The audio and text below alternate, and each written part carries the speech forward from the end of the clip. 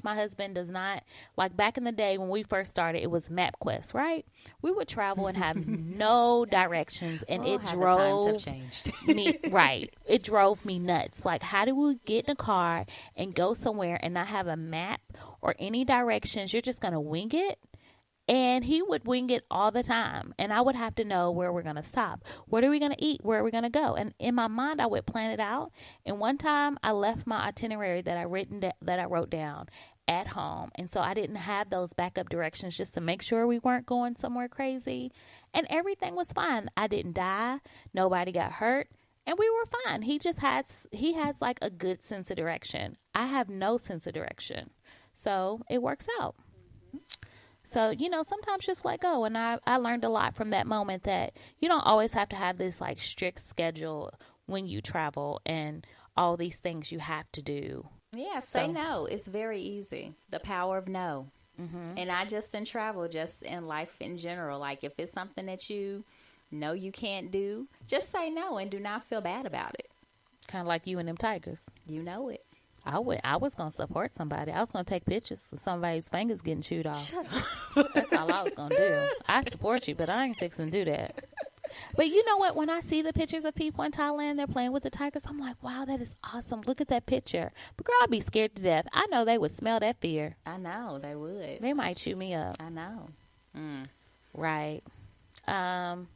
So the next topic is number 4 is let yourself feel sad. Sometimes baggage sticks around because you never let yourself deal with it. In other words, never let yourself get super angry or ridiculously upset. If you haven't done either yet, do yourself a favor and get emotional. That's something I struggle with. I'm a closet crier. I don't believe in getting all emotional and laying around all day listening to like slow, sad songs. Like, I don't want to deal with that. I need to be in the sunlight, like feeling happy. I need to work on that, I guess, because according to this article, I need to let myself feel sad and get upset and go throw some stuff. I mean, a good cry is never a bad thing. Yeah, but I do it in the closet. Ain't nobody knowing I'm crying. Okay. I mean, it don't matter if it's in the closet or not, as long as you're letting it out, because everyone feels better after they have a good cry. It's like you've cleansed yourself from the inside. I probably play it off and go watch Steel Magnolias and be like, Shelby, why do you do it? Shelby. That's probably what I do, girl. That's pretty much what I do. I find some sappy story, and I'm like, I feel so bad. Or like Best Man, when she dies, my husband has to remind me, like, dude, she's still alive. Like, she's somewhere walking around. In my mind, I still think her face is swollen from Players Club. Girl, me too. Me too. Like, I feel like it never healed. I feel like that's Josephine Baker's. When she was in A Thin Line Between Love and Hate, I feel like that's like her daughter. Like, she did her daughter like that. Like Lynn Whitfield and what's her name? Oh, I forgot her name. Right. Girl, I think that too. Yeah. Oh my so gosh. I'm with you, girl. And then number 5 is to work on your self-esteem in order for you to move on from the past relationship, especially if it was really bad and confidence ruining. It's going to be necessary to pick yourself up and improve your self-esteem. Oh, yes. Tell yourself you're fabulous every day. Get up, put on some makeup. Yes. Some girls only need mascara and lip gloss to make it all better. And if you happen to be a lady who needs a lot of makeup to make yourself look better, go for it. But you know what? If you don't wear makeup, mascara goes a long way to bring out your eyes, put on a cute outfit, like spray on some perfume, something, whatever you do to make you feel better. A good hairdo is what does it for me. I don't know how to put on mascara. I'm thinking of eyeliner, not mascara. Yeah, I don't do eyeliner because I just feel like I look like I'm from the 80s. Yeah. I don't do really it. fool with mascara that much. I feel like my eyelashes are thick enough, so I'm good. Your eyelashes are thick, but some mascara will make them eyelashes pop. Then they feel heavy. Oh, I like that feeling. Oh, I do not like that. I like wearing lashes. Oh, no. That'll get on my nerves. Girl, sometimes when I wore lashes for the wedding, one of them fell off, and my husband swore was a centipede in the bed. And we both jumped up. No, mind you, we had been drinking a lot the night before. We both jumped up, And we were like, he was like, it's a centipede in the bed. And so we're like looking, and I'm like, dude, what are we looking for? Are you talking about this? I was like, those are my eyelashes. Girl, them jokers be falling off. So, yeah, them centipedes don't be playing. I don't know if y'all live in an area where there's centipedes, but them things are nasty. All right, well, number 6 says, don't talk to your ex. He's an ex for your reason. Exactly. And just keep it moving. Don't talk to him. What's the point? Delete their number. Most of the time, sometimes you remember their number by heart, but delete it. Nowadays, people don't remember numbers. Well, yeah, I guess. Because it's on the phone. The only 2 numbers I know is my old house number and my old beauty shop phone number.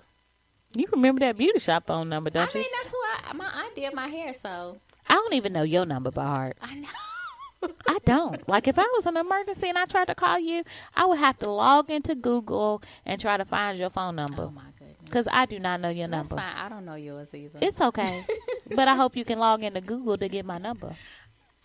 I'll find your husband. Oh, yeah, you can find him. I bet you I'll message you on Messenger.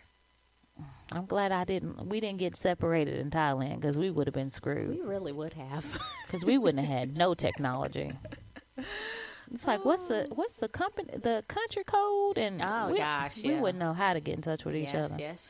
And wasn't nobody picking up the phone anyway, because we wasn't getting charged for no international calls.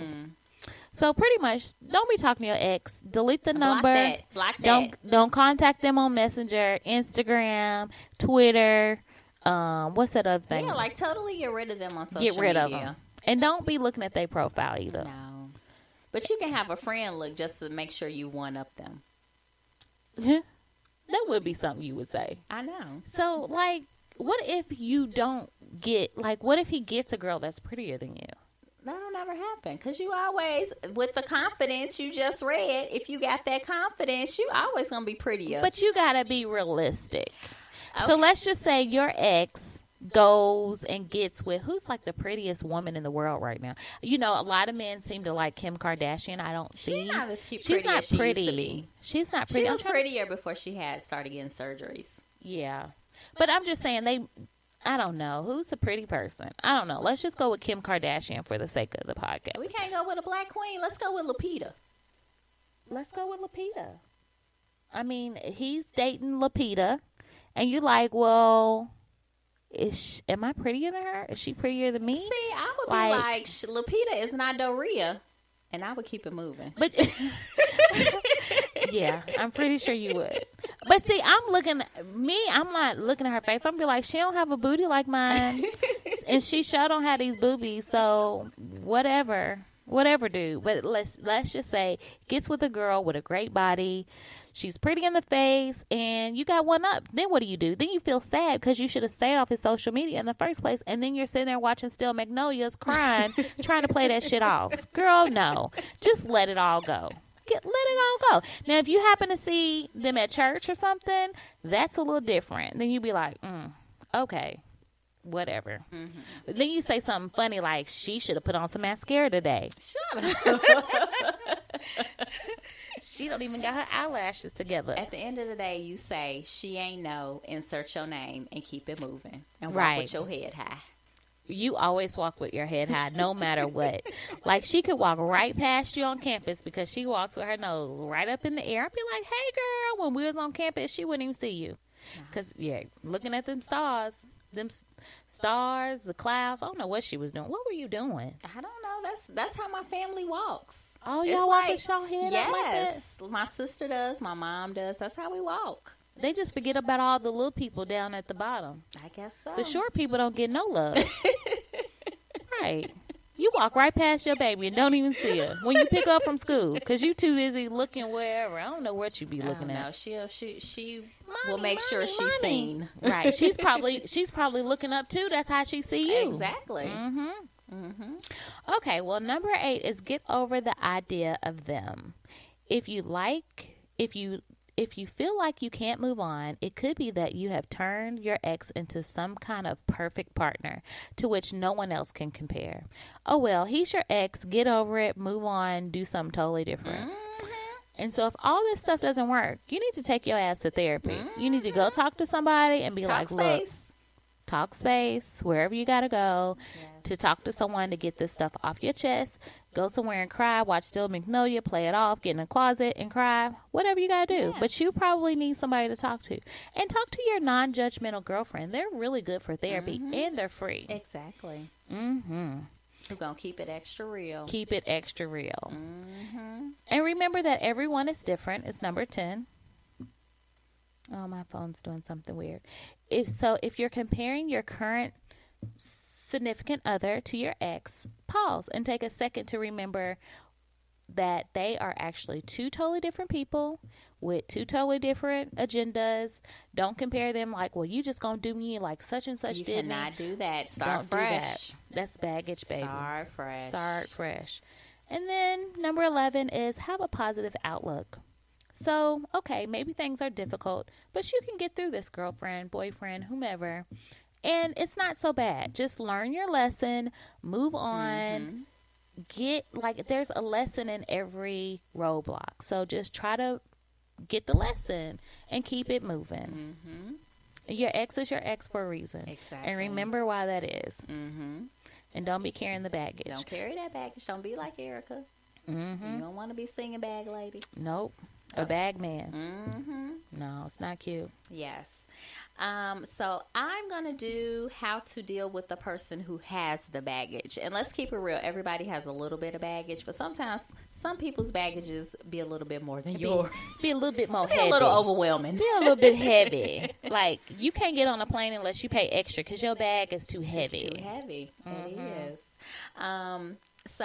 We pretty much, while we were sitting around thinking about topics, the baggage came up with a good close friend of mine dealing with her significant other.